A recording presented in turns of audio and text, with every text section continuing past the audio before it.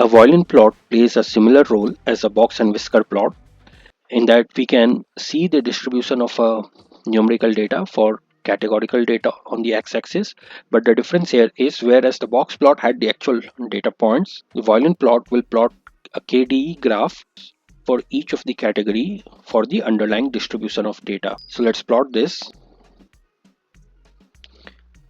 The parameters will be same as we had for box plot.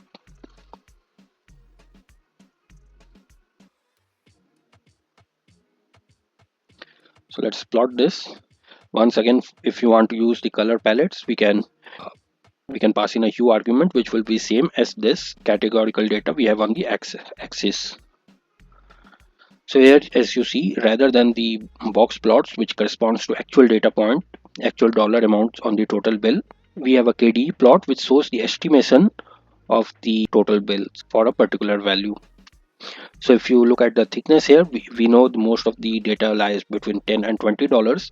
Similarly, as you go from 20 to 30, the graph drops off here. You have to look at this in a horizontal way. If you want, you can also change this to Y and change this to X, and that will make more sense. So now we have our categories on the Y-axis and the total bill on the X-axis. So you can see for Thursday, most of the data is between $10 and $20, and as the total bill goes higher, the graph will go down, and we have the mirror reflection of that here as well. This total thickness represents how many data points lies between $10 to $20, then from $20 to $30. Similarly for Friday, Saturday and Sunday. So you can use this whichever way you want to read it. If you want to further divide it, let me copy this. If you want to further divide this for another category, let's say you want to read this for different sexes. Here, using the hue as the sex category will differentiate the data for both male and female. Now, if you look at the doc string here, we have this data parameter, then XY hue. If you go down, we have the palette. If you want to use a different color combination, you can pass in the palette here. And then we have this split parameter, which is given as false by default. Let's pass in true for that.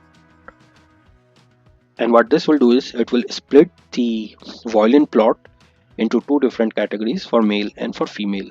So whether you want to use the graph in this way, where the left hand side of each of the violin plots here is for male data and the one on the right hand side is for females, or if you pass in false here, you will get separate much thinner plots for both male and for female.